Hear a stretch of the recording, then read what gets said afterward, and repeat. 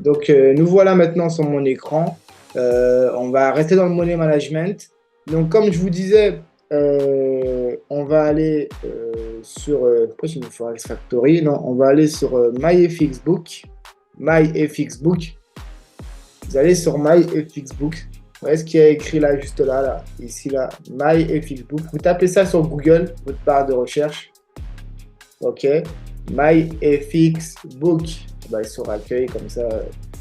Tout le monde y sera, voilà. MyFXBook en trading, en tout cas pour le money management, c'est très bien. Et ce qui est bien, c'est que vous avez aussi le calendrier économique sur MyFXBook. Donc vous pouvez aussi prendre des choses sur MyFXBook sans problème. Donc voilà, vous êtes donné tout à l'heure, je vous ai parlé de investing, mais sur MyFXBook, vous avez aussi pas mal de choses qui regroupent tout ce que investing regroupe. Et là, en plus, c'est que vous pouvez calculer votre risque. Donc, pour ce faire, et vous pouvez même faire un track record. Ça veut dire, avec MyFXBook, bon, pour les intéressés, on le verra plus tard. En tout cas, je ferai une vidéo peut-être dessus. Comment créer son track record gratuitement avec MyFXBook qui vous permet pour 2024, je compte le faire. Justement, qui vous permet les gens peuvent suivre votre évolution et voir en pourcentage comment vous évoluez, tous vos trades qui sont enregistrés, etc. etc. Et on voit vraiment votre plus-value ou votre négativité. Hein. Par exemple, regardez, Raison System, ça c'est des gens qui tradent et ils ont un système. Sur ce mois-ci, par exemple, le numéro 1, il a fait 56%, plus de 184% en gain et 56% mensuel. Voilà, on va dire qu'on a les meilleurs de ce mois-ci pratiquement qui sont dans le top là, ici là. Il y a des sociétés, il y a des robots aussi de trading, vous avez vu 17%, chacun crée ce qu'il veut en fait et met sur MyFXBook payant ou gratuit payant, bah, c'est mis à jour directement, gratuit ça prend plus de temps mais ça se met à jour dans la semaine. Donc voilà, comment vous pouvez vous faire repérer par la suite. Après c'est un site, hein, c'est gratuit, vous tapez MyFXBook, vous remettrez le lien de manière, ne vous inquiétez pas dans la description, je vous mettrai le lien MyFXBook pour cliquer dessus. Vous pouvez vous inscrire gratuitement avec une adresse email, vous pouvez le faire sans vous inscrire. Donc là, vous allez dans l'accueil, ici, il y a calendrier économique, Market Holiday. Nous, ce qu'on veut, c'est calculatrice Forex.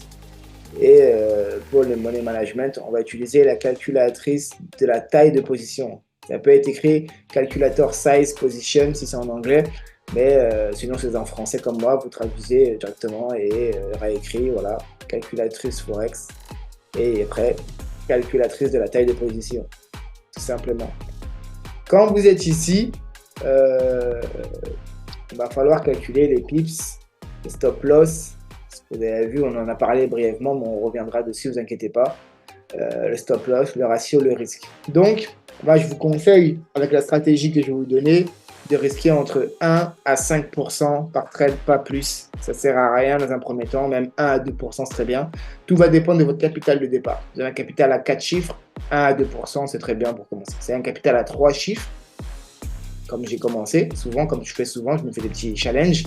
Là, je vous conseillerais de commencer entre 3 et 5%. Pourquoi? Parce qu'en fait, ça va vous permettre de faire gonfler votre capital un peu plus rapidement et d'avoir déjà un capital pour commencer à trader, c'est plus simple. Et au début, si vous respectez votre plan et votre stratégie, il n'y a pas de souci. Par contre, si vous ne respectez pas votre plan, vous voulez aller plus vite que la musique et vous croyez que vous maîtrisez le marché, que c'est vous qui commandez le marché, et bien vous allez vous brûler les doigts. Tout simplement. Donc là, pensez le petit cahier et vous notez. Donc là, quand vous êtes sur MyFXBook, pour calculer la taille de position, c'est simple. Vous choisissez votre paire de devises. En général, c'est que du Forex hein, qui est pratiquement dessus. Et il y a les matières premières. Par exemple, le gold. Il y a le gold. On avait pris l'exemple du gold à 2045. Donc on va rester sur l'exemple du gold. La devise du compte, votre compte, il est en quoi? Est-ce qu'il est en euros? Est-ce qu'il est en dollars? Est-ce qu'elle est en AUD, dollars australiens? Est-ce qu'elle est en dollars canadiens? Est-ce qu'elle est en francs suisses? Est-ce qu'elle est en euros? Est-ce qu'elle est en livres sterling? Est-ce qu'elle est en JPI, en yen japonais? Est-ce qu'elle est en dollars néo-zélandais? Ou est-ce qu'elle est en ZAR, Afrique du Sud? Tout simplement. Moi, j'ai un compte en AUD et j'ai un compte en euros. Donc, on va prendre le compte en euros, par exemple, avec lequel je travaille. La taille du compte, actuellement, Je crois qu'elle est de 1000 ou de 2000, je sais plus. On va mettre 2000. Ok. Voilà, c'est un exemple, hein, vous inquiétez pas. Le risque que je vais prendre allez, 3% de risque sur mon trade. Avec un stop loss. Ça veut dire que votre prix d'entrée, il va être à un certain prix, mais votre stop à la perte, je veux risquer que tant. Après, c'est pour ça qu'il faudra apprendre à connaître les pips. On le verra dans la prochaine vidéo. Qu'est-ce qu'un pips? Combien déterminer les pips? Et ben mon stop loss, par exemple, je veux le mettre à... c'est l'or, aller à 50 pips. Voilà, 50 pips. Hop, et je fais calculer. Voilà. Ça veut dire qu'avec mon capital de 2000 euros, en risquant 3% de risque par rapport à mon capital de 2000 euros, bien sûr, toujours à la taille du compte, je risque 3%. Donc, je vais risquer 60 euros de perte. Donc, je vais rentrer au prix actuel où je vois sur mon graphique. On reviendra plus tard, ne vous inquiétez pas. Et ils me disent d'engager 1,30 de l'eau. En réalité, ouais, si c'est 50 pips, c'est ça. Mais si on va aller sur 500 pips, voilà, plutôt, parce qu'en fait, la réalité sera plus du ça, voilà, sur 500 pips. La réalité, ça sera du 0,13 l'eau. Il y avait du 0,13 centimes engagé pour 60 euros, c'est pareil, en micropips. En réalité, ça sera plus ça. Voilà.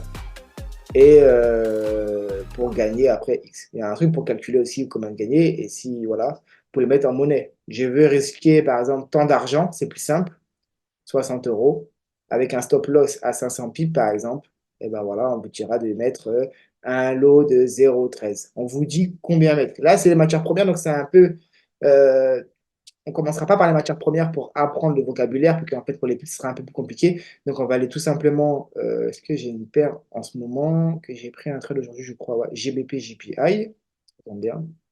J'ai pris ça. Euro, taille du compte 2000. Je vais risquer, moi, j'ai mis 200 euros. Je vais risquer 200 euros. Donc, en risque, ça me fait 3% à 200 euros. OK. Un stop loss à 500 pips, peut-être pas, non? J'avais mis à 50, 70 pips, il me semble. 70 pips.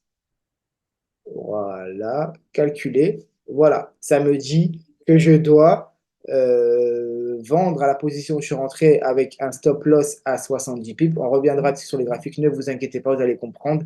À 70 pips, avec un SL, un stop loss à 70 pips et que je voulais vendre, par la position que j'ai pris en vente, et je vais risquer, non, c'est pas, c'est 200 euros, donc je vais remettre en swipe monnaie, ce que j'avais vu, 200 euros, comme ça on va laisser en euros, c'est pas grave. Et voilà, donc voilà, j'ai risqué 10% sur ce trade-là, j'ai risqué 10%, c'est énorme. On peut aller jusqu'à 15%. Quand vous êtes guéri, vous allez comprendre qu'il y a des stratégies pour aller jusqu'à 15%. Mais là, c'est même pas. On va dire que là, je pousse, parce qu'en réalité, il n'y a pas du gain et je pousse en fait votre money management. En réalité, on vous dit rester entre 3 et 5%. Je sais que c'est impossible avec un petit capital de rester entre 3 et 5%. Donc, vous allez monter maximum, je vous conseille, c'est 15%. Et là, je suis réel avec vous, 15%. Pourquoi? Parce qu'en fait, vous savez combien vous vous autorisez à perdre. Pas combien je vais gagner. Ça veut dire que là, je m'autorise. Je m'en fous de savoir combien je vais gagner. Je sais que si je risque 200 euros, c'est pour minimum gagner entre 400 et plus d'euros. Parce qu'en fait, je vous ai dit quoi? Mon TP va être 1 pour 2 minimum. Donc, si je risque 200 euros, c'est pour gagner 400 euros minimum. Vous voyez ce que je veux dire? Ça, c'est un détail. Mais on s'en fout de combien on va gagner, c'est combien on est prêt à perdre. Pensez direct, la bonne habitude, c'est combien je suis prêt à perdre. Si vous savez combien vous êtes prêt à perdre, ce n'est pas un souci. Vous avez passé votre SL à moins 200 euros, ça fait un SL de 70 pips, avec un risque, ben là vous l'avez, de 10%. Donc si vous voulez baisser, ben, vous baissez votre quantité tout simplement. Et vous savez que vous rentrez avec un lot de 0,45. Et là, bim, vous mettez votre lot de 0,45 à 70 pips de SL et vous laissez minimum 140 pips de TP pour aller chercher le 1 pour 2, ce que je vous expliquais dans la vidéo précédente. Mais on va encore insister et on refera une vidéo où on va expliquer. Dans la description, je vous remettrai la vidéo que j'ai faite sur le money management déjà, que j'avais déjà enregistré il y a peut-être 3 mois ou 2 mois. Je vous la remettrai dedans et vous pouvez aller cliquer, aller la regarder et on refera une vidéo avec les pips quand les pips seront expliqués pour que ça rentre vraiment dans votre cerveau et que ça c'est ancré. Donc prenez votre cahier, votre stylo, vous faites des essais, des démos et let's go. Je vous dis à tout de suite après pour la prochaine vidéo.